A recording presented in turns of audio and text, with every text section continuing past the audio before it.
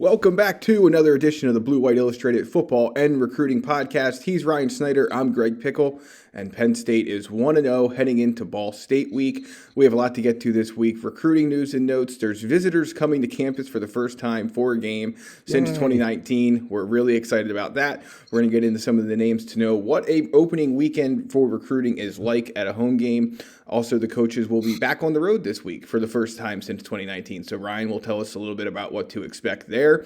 Our recruiting expert, Ryan, also has a new Futurecast that we're going to tease now and talk about a little bit later. And we'll wrap things up with some thoughts on other recruiting news and notes. Ryan, good morning, good afternoon. It is a big week for Penn State after the Wisconsin game. Recruits are excited about what the Nittany Lions did against the Badgers. They might be top 10 by the end of this podcast, depending on how the polls go, but certainly possibly by the end of this week, assuming the Ball State game goes as we expect. So let's start with just the idea of this. Obviously, Penn State will be home 3:30 Saturday. Fox Sports 1 has the broadcast of the Ball State-Penn State game. And we'll have recruits on the sideline. Kaden Saunders, Drew Shelton, two commits already said they will be on hand. What should we be looking forward to? And just what is it like to have recruits on campus again? It's pretty exciting after the summer that led to a lot of commitments last time Penn State hosted kids.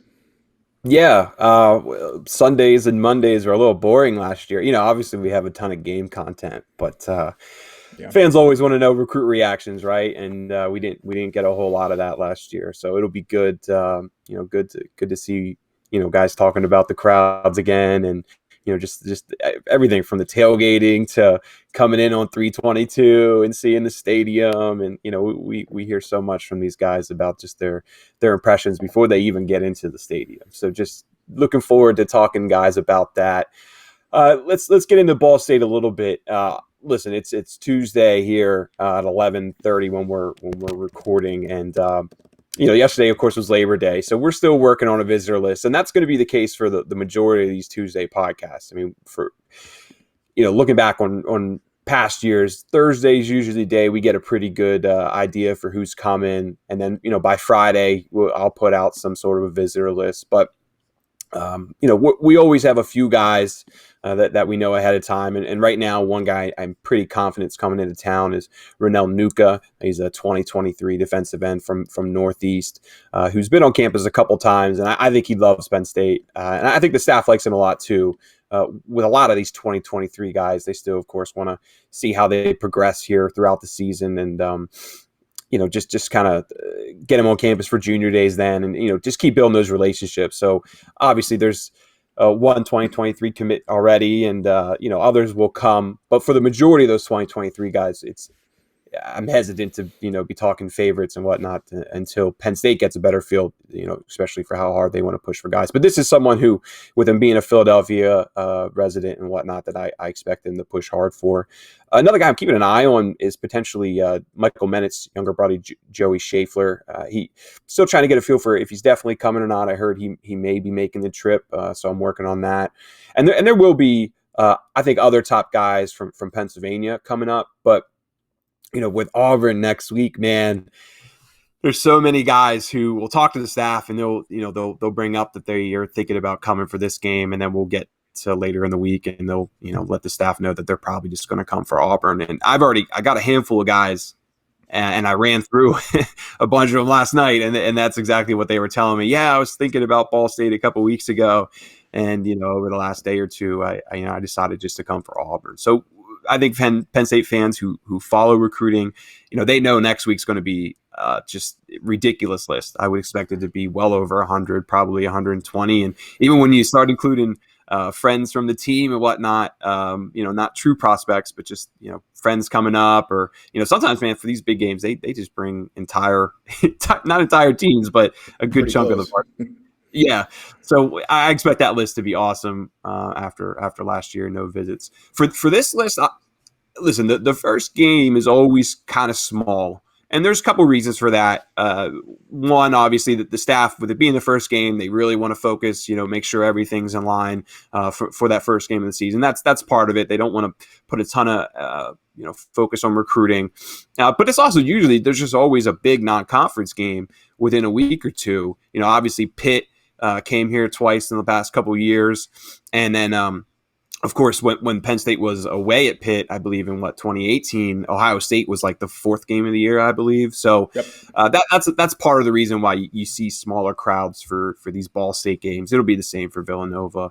But I also think that we could see a list that gets up towards 50 or so with it being the first time recruits have been here in a year or so. I could see them having a bigger list this year compared to maybe Iowa a couple years ago or Appalachian State, something like that. So it'll be fun, man. I'm just looking forward to seeing guys down on the sideline, trying to get some pictures, and then of course reactions after the game. Looking forward to it.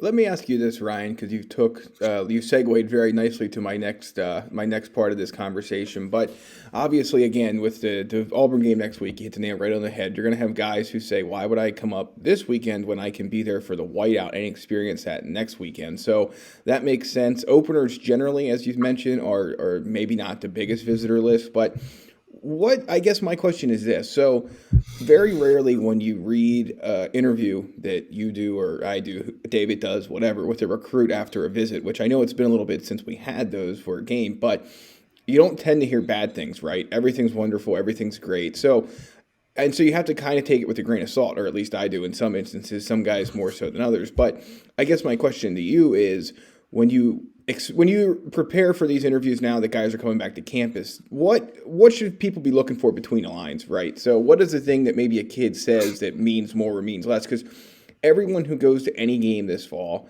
for the most part, is going to be blown away by the atmosphere, blown away by the crowd, blown away by just being there in person, because most of these guys haven't done it. And when you talk about the 2023s, that's especially true. So what are kind of some things people should be watching for? I know in recruiting we always talk about watch what they do, not what they say to some extent. But when you're getting ready to read a reaction, or when you're trying to get a read on where a kid's going, what are some of the things you'll be looking to hear, looking for from their responses after they visit campus?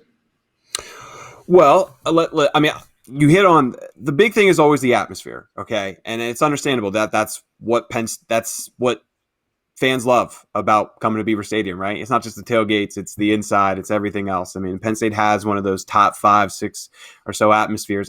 I probably slighted Penn State there. Top 2, top 1, right? If you ask national people, though, I think nice recovery. Yeah, I think many of them would say it's a top 5 atmosphere. Obviously, the Whiteout I think is up there with any of them, but from an overall perspective, I think it's definitely top 5.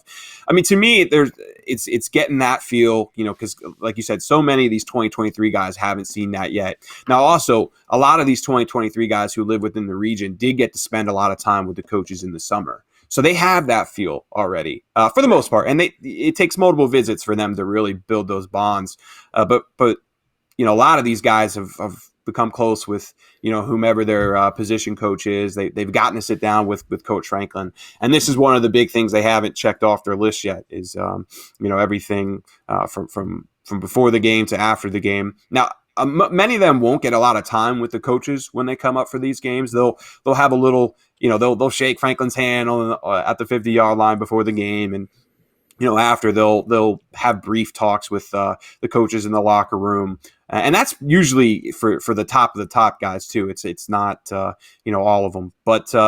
One other thing I would add, though, is I think a lot of guys are going to want to just come up and see how Penn State plays. I have a lot of guys always talk about, they really liked how the defense played, really liked how the offense played, whatever it is. And they haven't been able to do that for a year now. They were able to watch on TV last year. They were able to watch, over the weekend to see especially, how well that defense performed. And, the offense rallied in the second half. So I just think a lot of guys we'll be looking forward, especially offensively, watching Yurchich, defensively, just kind of seeing if they can maintain what they showed last weekend. But atmosphere is always, that's the first thing that I think everybody is really coming here for, and then to just get an up close look at how a player might fit in that offense or that defense. So you get to see a lot on TV, but when you're in person, you get to see so much more. And if you're a safety, you get to really focus on Jair Brown or Brisker or whatever position you would play. All right, it's the Penn State football recruiting podcast from Blue White Illustrated. He's Ryan Snyder. I'm Greg Pickel. We're talking visitor list for the Ball State game. Obviously, we'll learn more about that throughout the week. You can learn more about that throughout the week. Join us in the Lions Den Premium Forum. BlueWhiteIllustrated.com, BWI.Rivals.com, all the latest recruiting news and notes from Ryan, team coverage and more leading up to game day. We'll have you covered. So let's move on here. I teased it a few minutes ago, Ryan. You have made a new Futurecast pick for a class of 2023 recruit, and I won't steal your thunder, but it's a player that Penn State fans should be pretty excited about at a position that they've recruited really well over the last couple of cycles. Anyone who's been following this podcast now for, what is it, we going on 2 months or so, and really just kind of read us throughout the summer knows I'm very high on Lamont Payne. I think Lamont Payne, everything on the field, everything off the field fits with what Penn State wants, and Penn State wants to get him on board early. So I know he's coming for Auburn. Do I think he's going to commit in the next 2 weeks? I don't know. I that's kind of, we'll see what happens there. But I do think he's a player that can absolutely commit this season or shortly after. And I've just been high on him for a long time now. So just speaking with sources, I've been talking to Lamont a lot over the last couple weeks. I mean, I do feel that Penn State's the favorite. He hasn't come out and said that or anything like that. But if you just look at the visits, he's been here, I believe it's 3 times this summer alone. He's going to have a 4th visit here next weekend. And if you look at the other schools, I think Pitt's in the mix. I think West Virginia's in the mix. But I just look at the visits, man. He's been here. He's going to be here 4 times in a span of 3 months. I think it says a lot. And I also just know that Penn State really wants him on board. We talk about so many 2023 guys who have come up and visited and they have an offer and everything looks great, but behind the scenes, maybe Penn State's not pushing that hard for a decision, at least in the immediate future, especially, with the season going on. They want to see how a lot of these guys play. That's not the case with Lamont Payne. I mean, he could call them up right now and commit if he wanted to. So, that's really just all it is. I feel confident that Penn State sits in a good spot here. He's going to come back for Auburn. I expect him to be back for probably another game or 2 this season. And he's a player the staff thinks would be a really good leader in this class. And that's a big reason why they want him on board. So I logged a pick the other night. Whether he commits in the next couple of weeks, I'm not exactly sure. I don't feel confident one way or the other with that, but I do feel like there's a good chance he could be a Nittany Lion within the next couple months. And as long as the staff stays on him and he keeps playing well, I think it's just a matter of time. Penn State currently has 1 class of 2023 commit. It's Alex Birchmeyer, the offensive lineman, a 4-star from Virginia. So Payne, potentially maybe the first defender into a class of 2023 that, there's a lot of guys, and I'll tease a content item we're going to have later this week, kind of taking a look at some 2023 guys we think are important for Penn State. And, man, when you look at the list on both sides of the ball, obviously it's early. Obviously a lot of guys will end up elsewhere. But, man, the target board is just absolutely stacked right now. And if you go read Ryan's pieces from when the Rivals 2023 rankings came out, the top Rivals 250, you got the sense, or you should have if you didn't go reread it, that Penn State sits in really good shape with a lot of these guys. And yes, it is early. Yes, visits will change a lot, both in good and bad ways for every team, Penn State included. But Payne, this is obviously a guy, Lamont Payne, who 6'1", 170, we have it listed at 32 at his position, number 8 in Pennsylvania, 228 nationally, so one of those Rivals 250 guys, Western PA kid, so we obviously know what that entails. And, we'll see. Like you said, there's no guarantees in recruiting, certainly not when it comes to a timeline for a commitment, as we've come to find. But an interesting player there, and one that Penn State certainly, as you said, should be pushing for, is pushing for, and would really be excited to land. One thing I'll just add then is you were talking about that Rivals 250 list I put out there. It was about 30 or so players that I thought Penn State was seriously in the mix. I did 1 for offense, 1 for defense. And when I go back and read that, I feel like half of those players can realistically end up here, and more will probably join that group as they take visits and down the road. I will say that, one thing we've learned just from rankings is that the region as a whole is kind of down a bit. I mean, Maryland has, I think, 2 players in the 250. That's something we never see. Pennsylvania is pretty average. I think they had 8 guys in the Rivals 250. They average about 9. So that's pretty much what we've always seen. But New Jersey's down, Maryland's down. So you got to land. So where I'm getting at here is you got to land the players that are in that top 250 and even just 4-star players outside of it slightly. So just something to keep an eye on as we progress here. I do think that now that we're at September 1st, the staff can initiate conversations. We talked about this last week and the importance of that. I'll be curious to see some national guys who maybe weren't talking to the staff in recent months. Now, if those talks progress and we see a couple of them get on campus here in the weeks ahead, I might be too early with Auburn being the big game, but I wouldn't be surprised if we see some national guys come up here for maybe the Michigan game later in the year. All right. Well, when those games roll around, when the latest recruiting news rolls around, visit us, bwi.rivals.com, for the latest news and notes you can see on the homepage today. Tuesday, September 7th, Ryan went down to Imhotep Charter DeMatha. That was a big game. You can find out all of the news and notes from that contest, which, of course, featured 2 Penn State commits. We're going to talk about them in a second. Don't forget to subscribe, bwi.rivals.com/subscribe to join us in the Lions Den Premium Forum, access to premium content from Rivals, and subscribe here to the YouTube channel. If you're listening, hit that subscribe button. Don't forget to hit the bell so you can get a notification, whether it's us, whether it's a BWI Daily, whether it's James Franklin talking after the game, or Nate and I and David on the field from Beaver Stadium giving you a recap. You'll be notified the second those videos go up so you can get your Penn State fill. This is the Blue White Illustrated Penn State Football and Recruiting Podcast, and as I said just a second ago, we're moving into the list of commits who impressed you this past weekend, and there's some new guys to add to the list. So if you've been listening the last couple of weeks, we've been kind of focused on the quarterbacks and things like that. One guy we've mentioned but maybe didn't have the best film to show you of was Kaden Saunders, the 4-star from Westerville, Ohio, a really talented 4-star in this class who a lot of people are super excited about. And Ryan, I think he had his breakout game. I want to preface that by saying that almost every team they play is going to try and just take him out of the game with obvious reasons. So, I guess my point being is that when he has these big games, it's because he's overcoming, facing either other team's best defender or best 2 defenders or what have you. So, impressive work from him. Yeah, best 3 in some cases, right? Yeah. I think the first game we saw that a lot. So, what were your impressions from him? How important was this game for him as we roll his highlights here if you're watching us on youtube.com/Blue White Illustrated? Yeah, so his first game, we hit on a little bit. There was 300 yards rushing in that game for Westerville South, and Kaden was held up very limited. And then their second game 2 weeks ago, got canceled because of COVID against one of the rival schools. I believe it was Westerville North. So this was his first game where he's really putting up some good stats. We had 7 rushes for 61 yards and a score. He also had 7 receptions for 93 yards, and then he actually threw the ball a little bit too. You'll see in these highlights, 4 of 5 passing for 32 yards and a touchdown. Look, Kaden is an explosive player. We really saw that on the camp scene this summer. He won multiple MVP awards, and his rating was moved up for good reason. He's I believe 78th in the country now and a top 10 wide receiver. So I expect him to do this the majority of the year. This is why he's, in my opinion, Penn State's top offensive prospect in this class.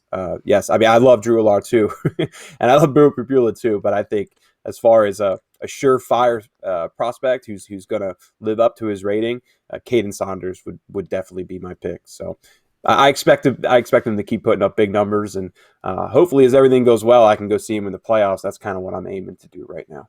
Yeah, love his game, love what he can do for an offense. The kind of guy that if you're a Penn State fan, you sit there and say, he is the one that with a good quarterback, with a good complement of guys around him, with the right offensive coordinator and receivers coach, he's the player that can be a star. I think he has future first-round pick potential. I do, and I hate to try and go too far on the hyperbole. Don't be that train. Guy, Greg. Yeah, I hate to go too far on that train, but man, I really like his game. It's really exciting to watch. Let's stay in the receivers room with the class of 2022.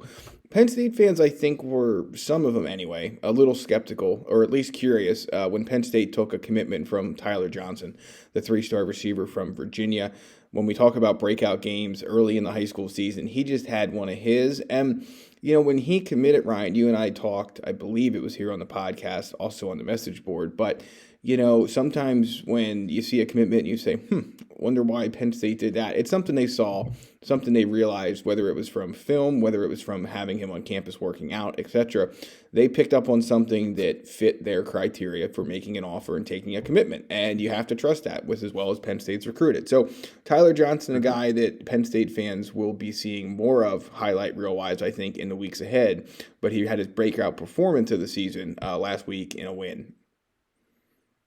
400 yards, man, of total, just total yards, we'll say. 89-yard kick return. You'll watch that here. He also had a 100-yard interception at the very end of his highlights, and just over 200 yards of total offense overall, which, I think it was 406 yards of, total, what is it?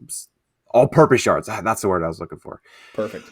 Listen, the Magna Vista they're going to romp a lot of these schools. They're, they don't play in a loaded area of Virginia down there. I believe it's not too far from Blacksburg. But look, Tyler, if you looked, the reason that people were wondering with Tyler Johnson's commitment was just when they took him. Obviously they were very much in the mix with the Darius Clemens of the world, and they had a few good wide receivers already committed. So it just, I think that's what perked people's interest of, do you have to accept his commitment now? Especially, when you consider, I think Wake Forest and Virginia Tech were pretty much Penn State's top competitors. So, you just didn't have those other elite schools. But we've talked about him before, man. He came up to Penn State's camp and absolutely crushed it. He came up for a private workout, not a camp. 4.40, 4.18 shuttle. I've been calling it a 4.2, but it was actually a sub 4.2. Love his reach at 31 plus. I believe he's right around 6 foot, 175. So I think, everything stacks up well there, and they just see a heck of an athlete, man. So, and he put up crazy numbers last year too. I believe he had was it a touchdown every 2 receptions or something like that? Right. It was limited. Like yep. Limited games, but he's going to always put up crazy stats. There's no one ever really doubted that. It was just kind of Penn State wanted to see some of the what he could do in a testing kind of setting, and he blew it away there. And he's also just great off the field too, man. He's one of my favorites in this class that I didn't really get to know him well until May and into June. And every time I talk to him, man, just a really, well-mannered, respectful guy. You can tell he's in the locker room. You're not going to have any issues with this guy. I mean, he's all, seems all about his business, and it's physically, one of the more talented players in this class. So I think Penn State got something here. I know just from talking to sources that there's a large contingent in Lash who believes he's substantially underrated. I mean, I've had a couple people say that he's probably the most underrated player in this class. We got to get down there, myself or other people from Rivals need to get down there and try and get a good in-person evaluation. We weren't allowed at camps or any of those private workouts this year. So I have numbers from sources, but I didn't get to watch it myself. So I'd love to get down there. It's easier said than done going down that way. So I don't know if I'll make it there or someone else will, but I just know, from speaking to people I trust in Lash, that there's, like I said, a lot of people think he's the most underrated player in this class right now. Yeah, he's a guy who definitely fits the mold of someone who could rise in the rankings as we get closer to signing day, as more film gets out there on him, or as an in-person evaluation happens. We'll have to wait and see, but I think that there is no question that when you talk about the underrated guys in this class, he's probably among the top ones, if not the top one, and the highlight film we just showed indicates a bit of why. All right, last one on the commit recap front. You had the chance to go see DeMatha Catholic in an Imhotep charter in a game I believe was moved to Delaware, if I'm not mistaken. So they had a little bit of an issue of some sort, had to relocate. They were able to do that. You were able to relocate to watch that contest of Penn State commit versus Penn State commit. So Keon Wiley from Imhotep, KJ Winston from DeMatha Catholic. We're going to start with KJ Winston just because that's whose film I have up ready to go. So we're going to start with him. Let's do this. Let's talk about both of these guys, and then I want to get your general impression of what they were like competing against one another. Obviously, they both play defense, so not exactly the mano-y-mano that maybe Anthony Ivy and Mekhi Flowers had the chance to showcase to some extent. But you can always get a feel, I think, or at least I've been able to, that when you go to these games and there's two Penn State commits on opposite side of the field, these two teams are really good and they bring the juice every week, but there always seems to be just a little bit more for those two guys when that happens. So yes and no in this case. So these guys actually, I've learned that, there's a group chat and they're friendly, but they're still kind of getting to know each other. And I kind of learned that after the game when we were all kind of chatting. They're friendly and whatnot, but I don't think they know each other well at the moment. But of course, there was a little fun before the game, just not like true smack talk or anything, but just, joking around that, I know it was Keon, saying they were going to get the better of them. And Ematep did. They ended up winning 14-10 in this one. For me, KJ I thought he was the player of the game.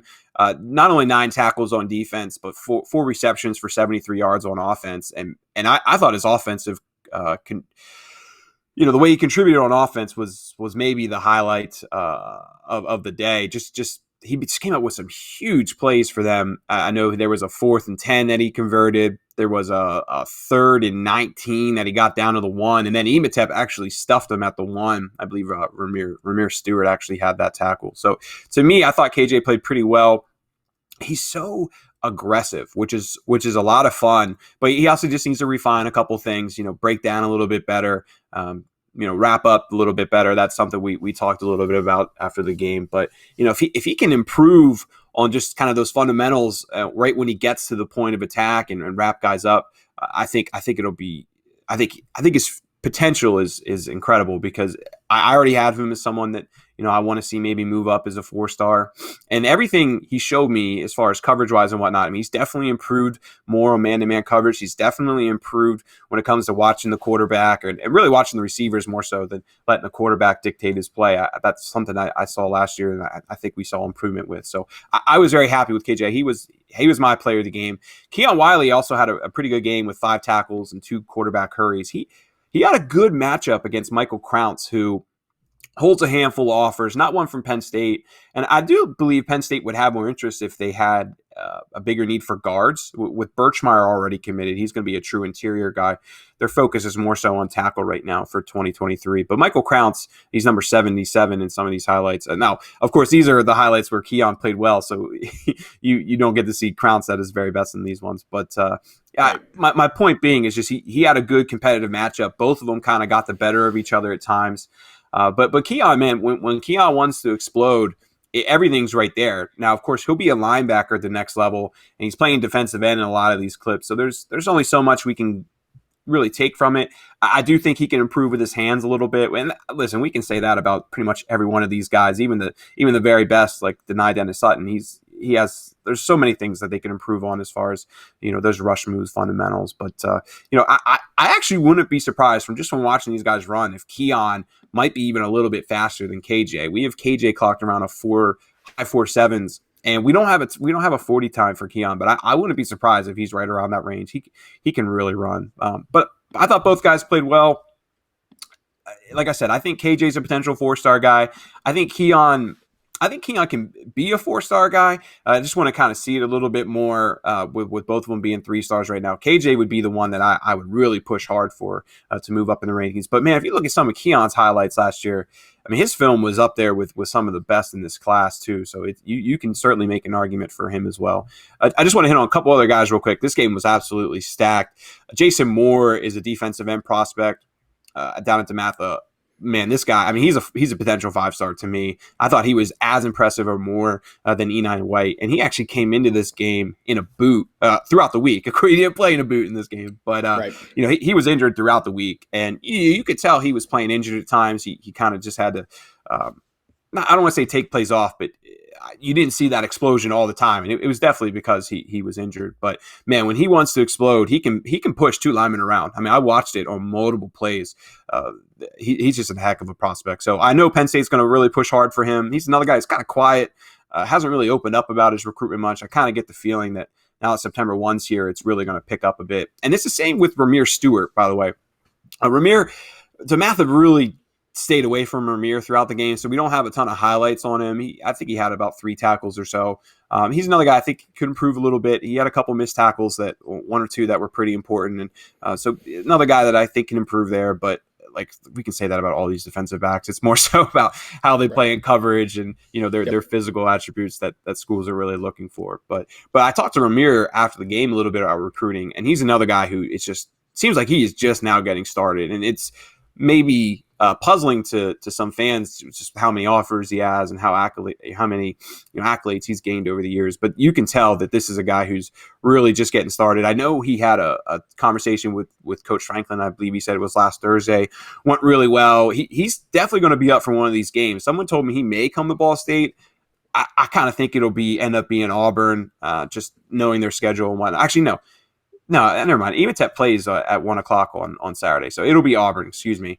They play LaSalle this weekend, so that scratch everything I just said there. But he's just another solid player. I think Penn State's going to push for. Eni White was fantastic. I don't want to go all day. I know that's kind of a sour subject for Penn State fans with him looking elsewhere, but he's a heck of a player, man. Just built like a. I mean, everything about him is pretty much perfect. So a lot of good players. We didn't get to see Kenneth Wosley. I learned it's Wosley, I believe. I talked about that with T. Frank on the last podcast. Zahir Mathis was also out. He's an elite 2025 rusher for Ematep. But we got to see plenty of players in this game, and I thought KJ and Keon played well. Yeah, the exciting thing to me, and to take people a little bit behind the scenes, is that Monday, you and I kind of get together and figure out what the rundown's going to look like. And we want to make sure we're not highlighting the same guys every single week in this section of the podcast where we talk about commits in action. Sometimes you have to, because there's so many good players in this class that just beat up on everyone, and it feels like you have to just keep banging the same drums. But what's exciting to me this week is that we hit on some guys that we have not talked about before who are really standing out at their high school. And again, like I said last week, these guys are committed to Penn State because they shine at the high school level. So this is not some great shocker, but at the same time, it's always nice to get some variety, and it's proof of what Penn State saw in these guys. And it's just a good opportunity to spotlight, not just the quarterbacks or not just the running backs every single week. Obviously, if you go to bwi.rivals.com, you can find Ryan's full rundown of the high school stats for every commit that had stats reported from last week, so you can get a feel for that. I know there was a couple of guys you maybe wanted to get to, Ryan, but all told, I think I was going to say, we can hit on the same guys every week, Right. Nick Sure. Singleton's always going to rush for 100-plus yards, and, this week it was 137 and 3 touchdowns. I mean, that's going to happen all season. Right. K-Trot Allen is a tank. He had 194 yards and 4 touchdowns in a big win over LaSalle. I will say that Drew Aller had his best game statistically. I haven't been able to watch it a whole lot, obviously with Penn State playing Saturday and with me being on the road Friday night. I got to watch basic highlights. I like to go back. One thing about his school is that all of their games are on NFH Network. So if you're really, I want to say this real quick. If you're really into recruiting, it's $10 a month to subscribe to that. I think it's a great deal. You get to watch so many high school games, and they keep them on there. You go to their little on-demand section. You can go back and watch them. So I like to actually watch full games. I think that's how you properly evaluate guys, and that's something I still need to do for Drew's game this past weekend. But he had 32 of 43 completions, or 32 completions for 43 attempts. 391 yards passing, 4 touchdowns. I mean, he's always going to put up awesome numbers, and this was the best one that we've seen. He's actually just gotten better over the last 3 games statistically. Like I said, I want to go back and watch it. But they were also playing Wadsworth, too, who's probably one of their lesser opponents this year. Yeah. I keep coming to that mentor game here in a couple weeks, but that's going to be the one that I think fans are really going to want to watch. The September edition of the Blue White Illustrated magazine is on newsstands now. We're working hard on the October edition. So if you want to subscribe, if you want to figure out where you can get the latest Blue White Illustrated magazine, you got 2 ways to do it. You can call customer service 814-234-1177, or you can visit colemanpub.com, look for the Blue White Illustrated section. You can sign up today to receive the latest Blue White Illustrated magazine every month. And we look forward to hoping you do that. And you know how to reach to us. He's at Rival Snyder on Twitter. I'm at Greg Pickel on Twitter. You can reach out to us if you need help locating that. If you're interested, leave a comment here, either in the YouTube or on Apple, Spotify, wherever you get your podcast, and we'll help you out. Let's wrap up, Ryan, as we head down the home stretch here of this Blue White Illustrated Penn State football and recruiting podcast with another thing that's coming back in 2021, and that's coaches going on the road to see high school games, to meet with, we hear James Franklin say it, the janitor, the guidance counselor, blah, blah, blah, blah, blah, all the people the janitor. Yeah, well, he has said it. I'm not me. I'm Yeah, not putting I words in his know. mouth. I know. It's come out. So that is obviously exciting for the fans, exciting for the coaches, exciting for the recruits who will be visited by these coaches throughout the next couple of months. And I know Penn State's going to be on the road this week. They did not go on the road last week with the Wisconsin game, obviously being on the road. From time to time, they will go on the road before a road game. This was not one of those cases, but Ryan. Again, Lions Den premium form, you're going to be able to get not just a Ball State visitor list, but a lot more insight on where the coaches are going. It's early in the week, so those plans are still being laid out and finalized. But just, I guess, initial thoughts on what they'll try to accomplish this week with a 3:30 home game on Saturday. Yeah. Well, I think they would have seen Jerry Cross last week if Jerry Sure. wasn't injured. That would have made sense, obviously, with them being in the region. But with him out until probably the end of the month, they didn't see anyone last week. I do know one thing I'll share is James Franklin is expected to be in Philadelphia this week. I expect Terry Smith to probably be down there with him. That's usually his territory. Northeast has a pretty big game against St. Peter's Prep. I don't have it 100% locked down, but just if you just look at the schedule, look at the top players, it would make sense that they go down there to see Ken Talley and a few of the guys on Northeast. So that's one visit that we expect to take place. And he'll hit up a bunch of schools in the Philadelphia area throughout Friday. LaSalle, Ematep, I'm sure he'll be at a bunch of those programs. There's a bunch of others. Archbishop Wood's probably another one. But yeah, I wouldn't be surprised if a bunch of assistant coaches don't hit the road. I could see maybe a couple others. When I was asking around about it, that was still up in the air. But with so many guys in Pennsylvania committed this year, they have some time to kind of figure out those schedules. I know they would like to probably go see some playoff games in November. So I think it's just really about trying to find the best matchups to go see your star players play against other star players. And then also just kind of depends on their away schedule too. But right now, like I said, we know Franklin's heading to Philadelphia. We know Terry Smith will be down there to hit up a bunch of those schools. And I'm sure, I would hope that at least by Thursday, Friday, we'll know a couple others if they do decide to go on the road. When I was talking to people last night, like I said, it was kind of still 50-50 on that. I wouldn't be surprised if one or two other assistants go somewhere though, whether it's down in Virginia. I know the one thing that was kind of mentioned is maybe Snyder. This is a good opportunity for Snyder to go down in Virginia. Like I said, it's still, I think, up in the air, but I wouldn't be surprised maybe this week in Villanova with them being kind of lesser games. I don't want to overthink it, want to know, I get it and everything, but from a recruiting perspective, it does make sense for a couple coaches to hit the road Friday night. Penn State, a 22.5-point favorite opposite Ball State, kickoff 3:30 p.m. Eastern Time on Fox Sports 1. First ever meeting between those two schools. Ryan, we're in the final steps of this Blue White Illustrated Penn State Football and Recruiting podcast. We are almost to the finish line. Any final thoughts for the week on anything? Team news, recruiting, the win at Wisconsin. Any final thoughts to wrap us up? It was a good win, man. Look, you can, depending on who you want to ask, you can certainly make the argument that Wisconsin blew that game more than Penn State deserved it. But I just saw a second half. The line I thought played a lot better. The defense, man, I didn't see that coming. When you look at what last year's defense was, I certainly expected them to play a lot better. Now, Graham Mertz also, his play was certainly shaky. So below average. I think dude, it's week one, man. When you get a win like that, week one, it doesn't matter how you win. I know everybody's ecstatic up there in Lash. The only other thing I'll add is just, obviously, we're going to be working towards that Auburn visitor list. Next week, I'm sure we'll talk about in the podcast a little bit. Tamir Robinson out in Pittsburgh's top Pennsylvania guy. I expect him to be there. I hit on Lamont Payne already. Josh Miller's a top offensive line prospect from Virginia, and I think Matthias Barnwell's planning to come up too. One thing I will note is we talked originally, I think over the last couple of weeks, that DJ Westlock, someone who may come on an official visit. Amari Evans is someone who may come on an official visit.